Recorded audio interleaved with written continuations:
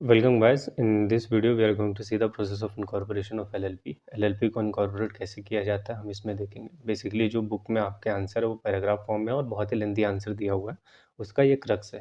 ठीक है, इन पॉइंट्स को आप जो मैंने एरोस के बीच में दिया हुआ है इसको आप एज सब पॉइंट्स लिख सकते हो अपने एग्जामिनेशन में. एज इट इज़ भी लिख दोगे तो भी चल जाएगा. बेसिकली सब पॉइंट 1, सब पॉइंट 2. तो जब क्वेश्चन पूछा जाएगा आप आंसर में कैसे लिखोगे. The process of incorporation of LLP is as follows.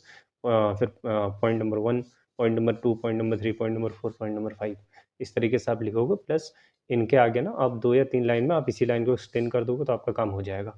हालांकि प्रोसेस बहुत बड़ा है. इस क्वेश्चन को जब आप पढ़ोगे और करोगे उस चीज़ को एग्जामिनेशन में लिखोगे तो प्रोसेस बहुत बड़ा है. तो ये आपके रिटेंशन के लिए बहुत अच्छा रहेगा. ठीक है, तो सब पॉइंट 1 के बारे में बात करते हैं. 2 और more person come together to form LLP. हालांकि इसको समझाने की जरूरत नहीं है. पॉइंट नंबर 2 में आते हैं deciding the partner and designated partner of LLP. Partner या और डेजिग्नेटेड पार्टनर आपस में डिसाइड करते हैं. 2 और मोर पर्सन, मान लेते हैं 10 लोग हैं, 10 लोगों में से कौन पार्टनर होंगे, कौन से डेजिग्नेटेड पार्टनर होंगे, ये वो लोग डिसाइड करते हैं. मैंडेटरी 2 डेजिग्नेटेड पार्टनर होने चाहिए एक LLP में. एंड दोनों डेजिग्नेटेड पार्टनर्स में से उसमें से एक पर्सन जो होना चाहिए ना वो रेसिडेंट ऑफ इंडिया होना चाहिए. और 2 के 2 जो डेजिग्नेटेड पार्टनर होने चाहिए वो मैंडेटरीली इंडिविजुअल्स होने चाहिए, मतलब रियल पर्सन होने चाहिए. ठीक है, और जैसे कि आपने देखा था वीडियो में मैंने बताया था आपको, कंपनी, बॉडी कॉर्पोरेट और भी बाकी लोग एज एन LLP भी खुद को रजिस्टर कर सकते हैं. सो ये दोनों इंडिविजुअल होने चाहिए. इस चीज़ का आपको ध्यान रखना है. बेसिकली इस पॉइंट में अगर आप ये भी इतना भी लिख के आ जाओगे ना तो भी आपका काम चल जाएगा. उसके बाद पॉइंट नंबर 3 में लिखा है checking availability of name with ROC.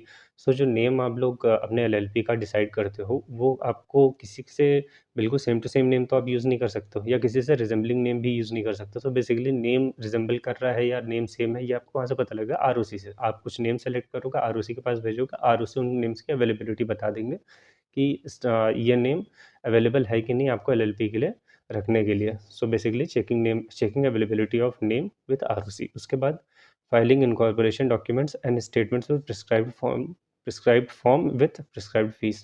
जो भी इनकॉर्पोरेशन के लिए आपको डॉक्यूमेंट्स चाहिए उनको आप फाइल करोगे ROC के साथ. उसका एक प्रिस्क्राइब्ड फॉर्म है उसमें, और प्रिस्क्राइब्ड फीस आपको पे करनी पड़ेगी ROC को उसके लिए. ठीक है, registrar examines the document. If everything is found in order issues incorporation certificate. जितने भी डॉक्यूमेंट आप सबमिट करोगे उनको जो ROC हैं वो उसको वेरीफाई करेंगे. अगर सब कुछ उनके पास जो डॉक्यूमेंट्स है उसमें कोई फॉल्ट नहीं निकलता है तो आपका रजिस्ट्रेशन ग्रांट कर दिया जाएगा LLP का, और आपको issue of certificate of incorporation issue कर दिया जाएगा. मतलब कि अब आप रजिस्टर्ड LLP बन चुके हैं. आपका सर्टिफिकेट ऑफ इनकॉर्पोरेशन इस चीज़ का प्रूफ होता है. उसके बाद एक इम्पॉर्टेंट पॉइंट है जो इसको आप इम्पॉर्टेंट लिख के आना एग्जामिनेशन में, बहुत ज़रूरी है ये. Partner who makes false declaration. Basically declare करना पड़ता है ना, डॉक्यूमेंट्स वगैरह देते हो आप. इनकेस अगर उसमें कोई फॉल्स इन्फॉर्मेशन आपने पब्लिश कर दी, क्योंकि डिक्लेरेशन आपको देना ही पड़ेगा, उसमें अगर आपने कोई फॉल्स इन्फॉर्मेशन दे दी और वो चीज़ आपको पकड़ी गई, उसमें जिस पर्सन ने जिस पार्टनर ने अपनी इन्फॉर्मेशन गलत दी हुई है उनको इम्प्रिजनमेंट हो सकती है अप टू 2 ईयर्स की, और फाइन भी लग सकता है. मिनिमम 10,000 का फाइन लगेगा जो which can extend up to 5 lakh rupees. ठीक है, सो यहाँ पे प्रोसेस ऑफ इनकॉर्पोरेशन आपका कंप्लीट होता है. छोटा सा है, बहुत ही इजी है, मुझे लगता है याद. Effect of registration. सो थोड़ी देर पहले हमने चेक किया था कि LLP को रजिस्ट्रेशन करने का क्या प्रोसेस रहता है, और उसके बाद हमने पेनल्टी देखी थी इन केस अगर कोई पार्टनर फॉल्स इन्फॉर्मेशन फर्निश करता है तो उनके ऊपर क्या क्या पेनल्टीज़ पड़ सकती हैं. इफेक्ट ऑफ रजिस्ट्रेशन मतलब जैसे कि मैंने आपको स्टार्टिंग में बताया था कि एक LLP होती है, उसके पार्टनर्स और LLP दोनों अलग अलग सेपरेट लीगल एंटिटी होती है in the eyes of law. So अगर रजिस्ट्रेशन कर लेते हैं तो ये तो कंफर्म हो जाता है कि हमारा जो LLP है वो एक सेपरेट लीगल एंटिटी बन जाती है. और इफेक्ट ऑफ रजिस्ट्रेशन करने के बाद LLP में क्या क्या चेंजेस आते हैं उसके बारे में ये पॉइंट है. सो LLP is capable of sewing and being sued by others in its own name. ठीक है, मतलब ये LLP अपने नेम से किसी को सू कर सकती है, या कोई भी पर्सन LLP को सू कर सकता है, पार्टनर्स को नहीं, LLP को इन इट्स ओन नेम. फिर पॉइंट नंबर 2 है एक्वायरिंग. मतलब कि एक्वायर करना मतलब कोई चीज़ लेना, ओन कर सकती है, होल्ड कर सकती है. डिस्पोज ऑफ मतलब सेल कर सकती है property, whether movable, immovable, tangible और इंटेंजिबल. सो ये बात हो रही है LLP के लिए. LLP खुद से ये काम कर सकती है, सू भी कर सकती है, उसको कोई भी सू भी कर सकता है, एक्वायर कर सकती है, ओन कर सकती है, होल्ड कर सकती है, डिस्पोज ऑफ कर सकती है, मूवेबल है, इमूवेबल प्रॉपर्टी, वेदर टेंजिबल और intangible. Have a common seal if it decides to have one. LLP अपने लिए कॉमन सील उसका हो सकता है अगर वो डिसाइड करते हैं, हालांकि ऑप्शनल है। मैंने आपको डिफरेंस में बता दिया था जब वो हमने डिफरेंस किया था ना, partnership versus company versus LLP, उसमें मैंने कॉमन सील बता दिया था आपको कॉमन सील क्या होता है, और कॉमन सील जो है एलएलपी के लिए है वो ऑप्शनल होती है, कंपलसरी नहीं होता। एलएलपी जो एग्रीमेंट होता है, ये भी क्वेश्चन आपसे कई कई बार पूछ लिया जाता है।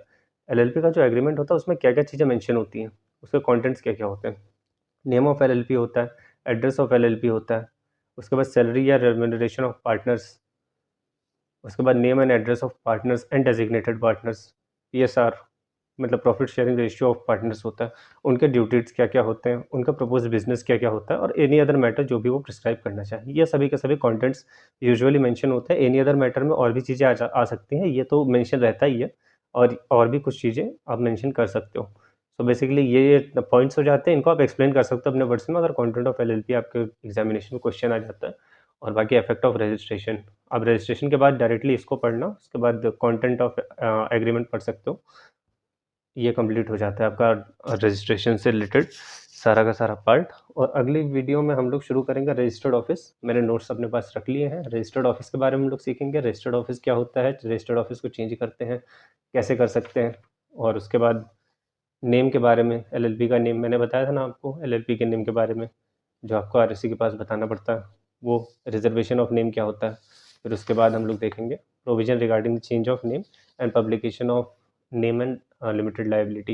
ये सब का सब करने के बाद आपका चैप्टर मोस्ट प्रोबेबली खत्म हो जाएगा।